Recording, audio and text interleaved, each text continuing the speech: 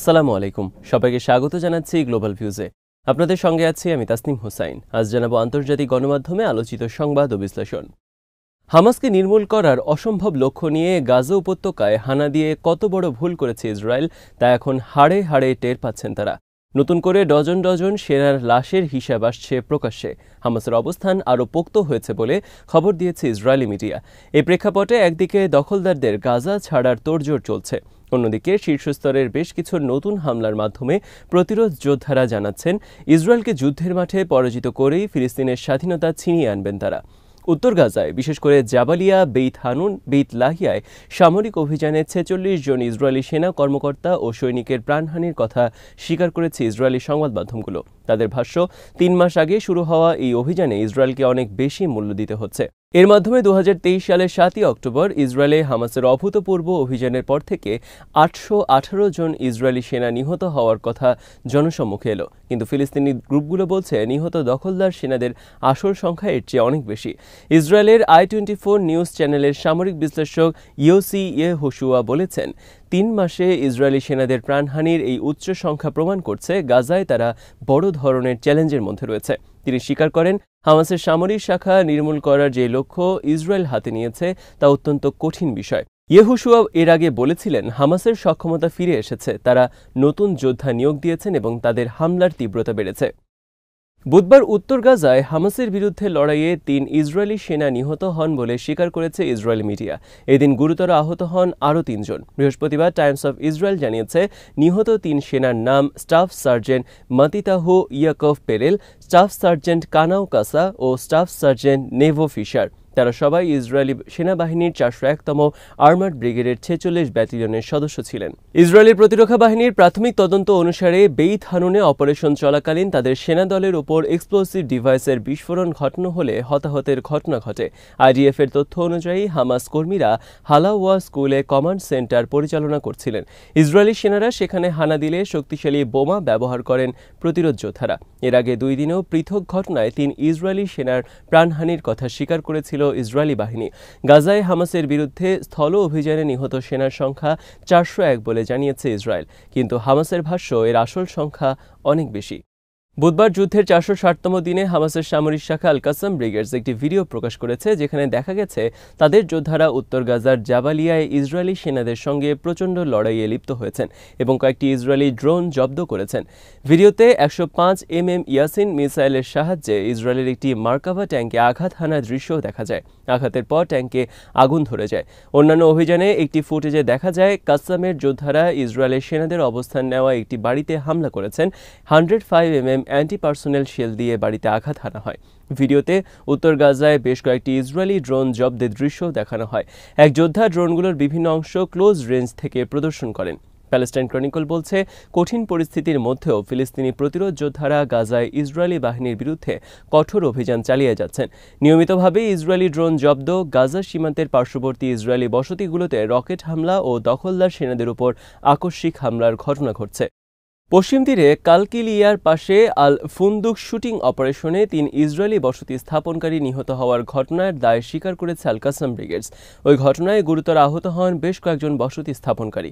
বুধবার হামাসের সামরিক শাখার বিবৃতিতে বলা হয়, ইসলামিক জিহাদের সামরিক শাখা আল কুদস ব্রিগেডস এবং আল আকসা মার্টার্স ব্রিগেডসের সঙ্গে যৌথভাবে এই হামলা চালানো হয়। আল কাসাম বলেছে, যারাই প্রতিরোধ সংগ্রামকে দুর্বল করার চেষ্টা করবে তাদের বিরুদ্ধে ফিলিস্তিনি উপদলগুলোর ঐক্য যে সুসংহত, এই যৌথ হামলা তারই বার্তা বহন করছে। কাসামের কমান্ডার শহীদ জাফর আহমেদ দাবাব শাহ এই অপারেশনের মূল পরিকল্পনাকারী ছিলেন বলে এতে উল্লেখ করা হয়। সোমবারের এই অভিযানের পর হামাসের বিবৃতিতে বলা হয়েছিল, এই শুটিং অভিযানে প্রমাণিত হয়েছে আমাদের জনগণের বিরুদ্ধে দখলদাররা যতই সন্ত্রাস করুক আর নিজেদের রক্ষায় যতই নিরাপত্তা ব্যবস্থা নিক, প্রতিরোধ সংগ্রামের পক্ষ থেকে কঠোর জবাব অব্যাহত থাকবে।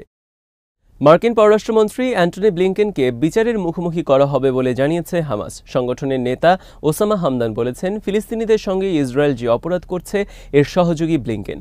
আলজেরিয়ায় এক সংবাদ সম্মেলনে হামদান বলেন, ব্লিংকেনের বিবৃতি বিভ্রান্তিকর, আমরা তাকে বিশ্বাস করি না। আমাদের জনগণের বিরুদ্ধে হওয়া অপরাধের সহযোগী হিসেবে তাকে বিচারের মুখোমুখি হতে হবে।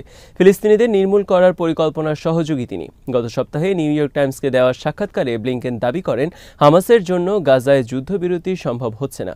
ওসামা হামদান বলেন, ইসরায়েলের সঙ্গে আলোচনা করে তারা বুঝতে পেরেছেন শুধুমাত্র অস্ত্র শক্তির প্রয়োগের মাধ্যমেই ফিলিস্তিনিদের স্বাধীনতা এনে দেওয়া সম্ভব। তিনি আরও বলেন, ইসরায়েলের শর্ত উপেক্ষা করে গাজার পুনর্গঠনের কাজ শুরু করতে হবে। আমি আশা করি খুব দ্রুতই আমরা অর্জন করতে পারব। ব্লিংকেনের পাশাপাশি ইহুদিবাদী যুদ্ধ অপরাধী ইসরায়েলের সেনাদেরও বিচারের মুখোমুখি করা হবে বলে জানান হামাস নেতা। রয়টার্সের খবরে বলা হয়েছে, গাজায় সংঘটিত যুদ্ধ অপরাধের বিচার সংক্রান্ত উদ্বেগ থেকে যুদ্ধে দায়িত্বরত সেনাদের মিডিয়া কভারেজের ওপর নতুন বিধিনিষেধ আরোপ করেছে ইসরায়েলি প্রতিরক্ষা বাহিনী। এই উদ্বেগের সূত্রপাত ইসরায়েলের এক রিজার্ভ সেনার ব্রাজিল সফর নিয়ে।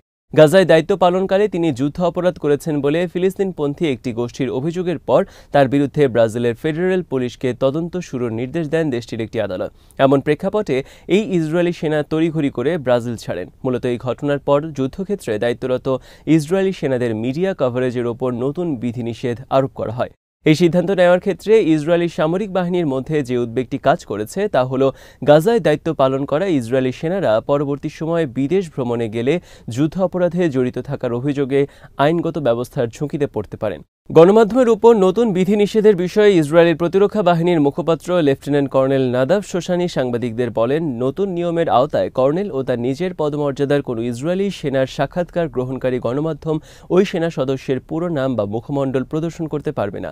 তিনি বলেন, ইসরায়েলি সেনাদের রক্ষায় এটা তাদের নতুন নির্দেশনা। বিশ্বজুড়ে ইসরায়েল বিরোধী আন্দোলনকারীদের মাধ্যমে সংঘটিত একই ধরনের ঘটনা থেকে ইসরায়েলি সেনাদের সুরক্ষা নিশ্চিত করতে তারা এই নতুন নির্দেশনা জারি করেছেন। কথিত বৃহত্তর ইসরায়েলের অংশ হিসেবে কয়েকটি আরব দেশের ভূখণ্ড নিয়ে মানচিত্র প্রকাশ করায় ইসরায়েলের কঠোর নিন্দা জানিয়েছে আরব লীগ। বুধবার এক বিবৃতিতে আরব লীগের মহাসচিব আহমেদ আবুল গেইত হুঁশিয়ারি উচ্চারণ করে বলেছেন, ইসরায়েলের এই মারাত্মক লঙ্ঘন এবং উস্কানিমূলক ও দায়িত্বহীন কর্মকাণ্ডের বিষয়টি চিহ্নিত করতে আন্তর্জাতিক সম্প্রদায় ব্যর্থ হয়েছে। ইসরায়েলের এই কর্মকাণ্ডের ফলে পাল্টাপাল্টি উগ্রবাদ সৃষ্টির ঝুঁকি তৈরি হয়েছে। এদিকে আলাদা বিবৃতিতে কাতার ও সংযুক্ত আরব আমিরাত ইসরায়েলের এই পদক্ষেপের নিন্দা এবং সমালোচনা করে বলেছে, ইসরায়েল দখলদারিত্ব বিস্তারের জন্য ইচ্ছাকৃতভাবে আরব ভূখণ্ডকে বৃহত্তর ইসরায়েলের মানচিত্রে দেখিয়েছে। কাতার ও সংযুক্ত আরব আমিরাতের পররাষ্ট্র মন্ত্রণালয় সুস্পষ্ট করে বলেছে, ইসরায়েলের এই তৎপরতা আন্তর্জাতিক আইন ও বৈধ প্রস্তাবগুলোর সুস্পষ্ট লঙ্ঘন। এর মধ্যেই ফিলিস্তিন ও জর্ডান সহ কয়েকটি আরব দেশ ইসরায়েলের এই নির্লজ্জ পদক্ষেপের নিন্দা জানিয়েছে। সম্প্রতি ইসরায়েলের উগ্রবাদী অর্থমন্ত্রী বেজালেল স্মোট্রিচ ফিলিস্তিনপন্থী পশ্চিম তীরের পুরোটা দখলের কথাই বলেছেন এবং গাজা উপত্যকায় ইসরায়েলি বসতি গড়ে তোলার ইচ্ছা ব্যক্ত করেছেন। এর পাশাপাশি তিনি জর্ডান নদী পর্যন্ত পুরো ফিলিস্তিন দখলে নেয়া এবং সৌদি আরব ও ইরাকের অংশবিশেষ নিয়ে সিরিয়ার রাজধানী দামেস্ক পর্যন্ত ইসরায়েলের বিস্তার ঘটানোর উচ্চাকাঙ্ক্ষা প্রকাশ করেছেন। আল জাজিরা জানিয়েছে, অবরুদ্ধ গাজায় গত 24 ঘণ্টায় ইসরায়েলি বাহিনীর হামলায় 51 জন নিহত হয়েছে, আহত হন 78 জন। অনেক মানুষ ধ্বংসস্তূপের নিচে আটকা পড়েছে। গাজার স্বাস্থ্য মন্ত্রণালয় বলছে, 2023 সালের অক্টোবর থেকে এ পর্যন্ত 35,936 ফিলিস্তিনি নিহত হয়েছেন, যাদের অধিকাংশই শিশু ও নারী। আহতের সংখ্যা 1,09,274। ফিলিস্তিনি স্বাস্থ্য কর্তৃপক্ষ মনে করছে, উপত্যকা জুড়ে বিধ্বস্ত ঘরবাড়ির নিচে এখনও 13,000-এরও বেশি লোক নিখোঁজ রয়েছেন। তাছাড়া ইসরায়েলি আগ্রাসনের কারণে গাজার প্রায় 20 লাখেরও বেশি বাসিন্দা তাদের বাড়িঘর ছাড়তে বাধ্য হয়েছেন। জাতিসংঘের মতে গাজার প্রায় 85% মানুষ বাস্তুচ্যুত হয়েছেন। প্রচণ্ড শীতে খাদ্য, বিশুদ্ধ পানি ও ঔষধের তীব্র সংকটের মধ্যে গাজার জনজীবন এখন বিপর্যস্ত। জাতিসংঘে রাশিয়ার রাষ্ট্রদূত ভ্যাসিলি নেবেনজিয়া বলেছেন, সিরিয়ায় ইসরায়েলের বেআইনি কর্মকাণ্ড আরব দেশটির ভবিষ্যতের জন্য হুমকি। এটি আন্তর্জাতিক আইনের চরম লঙ্ঘন এবং এই অঞ্চলে মানবিক সংকট সৃষ্টি করেছে। বুধবার জাতিসংঘ নিরাপত্তা পরিষদে দেয়া বক্তৃতায় এসব কথা বলেন নেবেনজিয়া। 8 ডিসেম্বর বাশার আল আসাদ সরকারের পতনের পর সিরিয়ার ওপর ব্যাপকভাবে বিমান হামলা শুরু করে ইসরায়েল এবং গোলান মালভূমির কাছে আন্তর্জাতিকভাবে স্বীকৃত বাফার জোন দখলে নেয় তারা।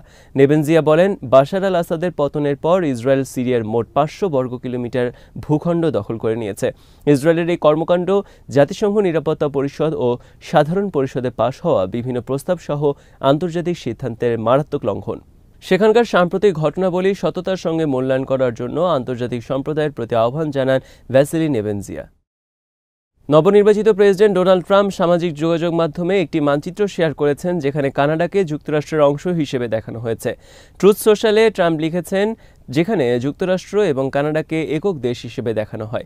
সীমানা মুছে ফেলে মানচিত্রের পুরো অংশকে ইউনাইটেড স্টেটস হিসেবে চিহ্নিত করা হয়। এরপর তিনি একটি ছবি পোস্ট করেন যেখানে দুই দেশের এলাকা মার্কিন পতাকার রঙে আঁকা। এর সঙ্গে লেখা হয়, ওহ কানাডা।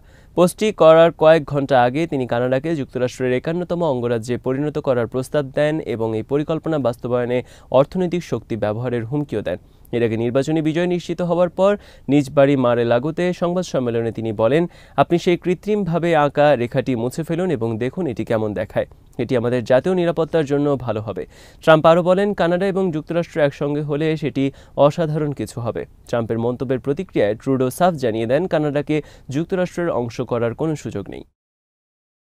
আজ এখানেই শেষ করছি। সবাই ভালো থাকুন, সুস্থ থাকুন আর দেখতে থাকুন বিডি ভিউজ। চ্যানেলটি ভালো লাগলে সাবস্ক্রাইব করুন, সংযুক্ত থাকুন আমাদের ফেসবুক পেজে। আল্লাহ হাফেজ।